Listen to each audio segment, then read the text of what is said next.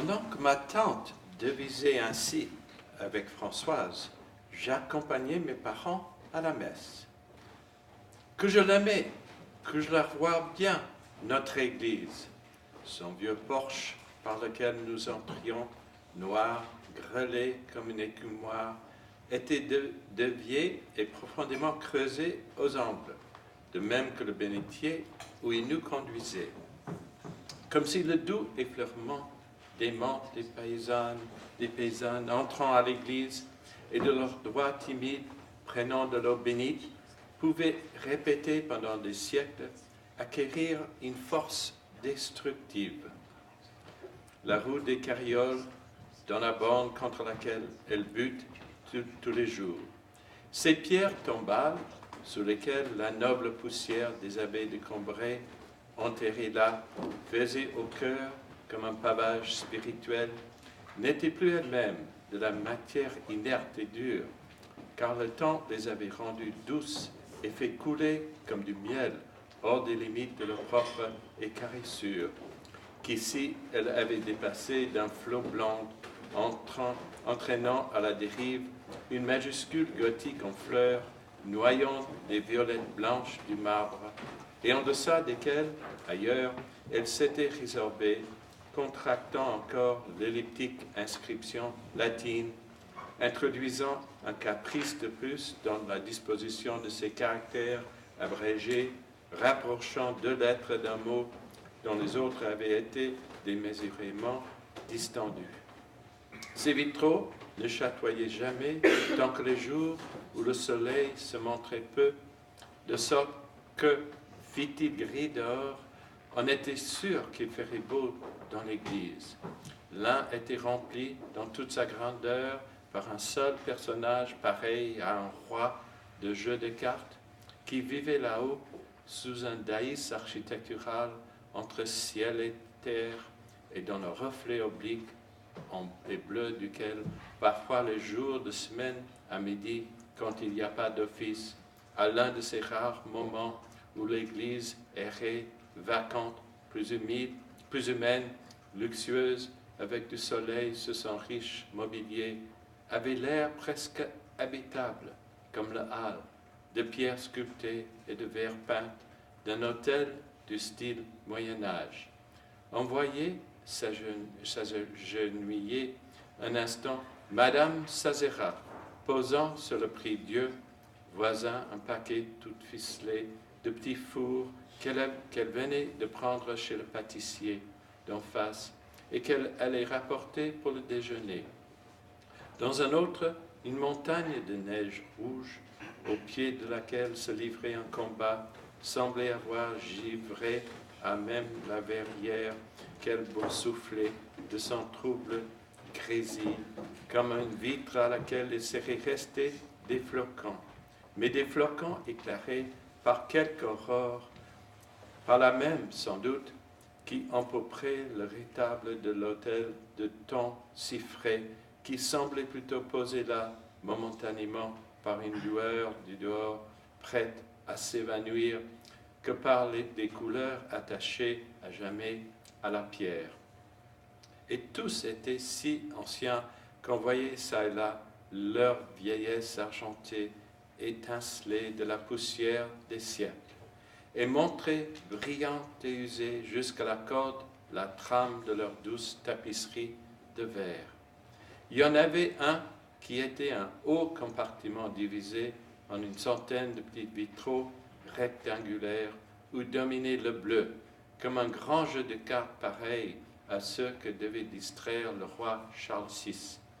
Mais soit qu'un rayon eût brillé, soit que mon regard en bougeant eût promené à travers la verrière, tour à tour éteinte et rallumée, un mouvant et précieux incendie. L'instant d'après, elle avait pris l'éclat changeant d'une traîne de paon, puis elle tremblait et ondulait, et par une pluie flamboyante et fantastique qui dégouttait du haut de la voûte sombre et rocheuse, le long des parois humides, comme si c'était dans la nef de quelque grotte irisée de sinueuses stalactites que je suivais mes parents, qui portaient leurs paroissiens. Un instant après, Les petits vitraux en losange avaient pris la transparence profonde, infrangible, dureté et saphir qui eussent été juxtaposés sur quelque immense pectoral, mais derrière lequel on sentait, plus aimé de toutes les richesses, un sourire momentané de soleil. Il était aussi reconnaissable dans le flot bleu et doux dont il baignait les pierreries que sur le pavé de la place ou la paille du marché.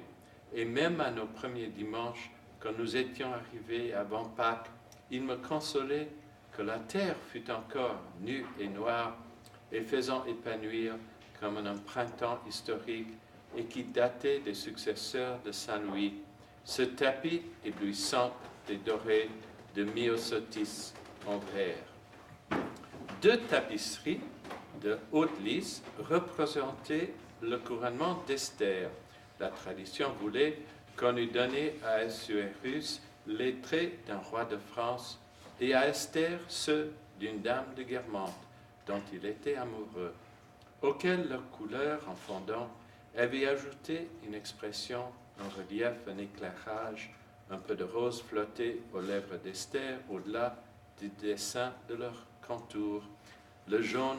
de sa robe s'étalait si onctueusement, si grassement, qu'elle en prenait une sorte de consistance et s'enlevait vivement sur l'atmosphère refoulée. Et la verdure des arbres restait vive dans les parties basses du panneau de soie et de laine, mais ayant passé dans le haut, faisait se détacher en plus pâle au-dessus des troncs foncés, les hautes branches jaunissantes, dorées et comme à demi effacées par la brusque et oblique illumination d'un soleil invisible. Tout cela, et plus encore, les objets précieux venus à l'église de personnages qui étaient pour moi presque des personnages de légende, la croix d'or travaillée, disait-on, par Saint-Éloi et donnée par Dagobert, le tombeau des fils de Louis le Germanique en porphyre et en cuivre émaillé, à cause de quoi je m'avançais dans l'église, quand nous gagnions nos chaises, comme dans une vallée visitée des fées, où le paysan s'émerveille de voir dans un rocher, dans un arbre, dans une mare, la trace palpable de leur passage surnaturel. Tout cela faisait d'elle, pour moi, quelque chose d'entièrement différent du reste de la ville. Un édifice occupant, si l'on peut dire, un espace à 4 dimensions, la quatrième étant celle du temps, déployant à travers les siècles son vaisseau qui, de travée en travée, de chapelle en chapelle, semblait vaincre et franchir non pas seulement quelques mètres, mais des époques successives d'où il sortait victorieux, dérobant le rude et farouche XIe siècle dans l'épaisseur de ses murs, d'où il n'apparaissait avec ses lourdes cintres bouchées et aveuglées de grossiers melons qui, par la profonde entaille qui creusait près du porche l'escalier du clocher, et même là, dissimulé par les gracieuses arcades gothiques qui se pressaient coquettement devant lui comme de plus grandes sœurs pour le cacher aux étrangers, se place en souriant devant un jeune frère rustre, grognant et mal vêtu, élevant dans le ciel au-dessus de la place sa tour qui avait contemplé Saint-Louis et semblait le voir encore, et s'enfonçant avec sa crypte dans une nuit mérovingienne où nous guidons à tâtons sous la voûte obscure et puissamment névurée comme la membrane d'une immense chauve-souris de pierre, Théodore et sa sœur nous éclairaient d'une bougie le tombeau de la petite fille de Sigebert, sur lequel une profonde valve, comme la trace d'un fossile,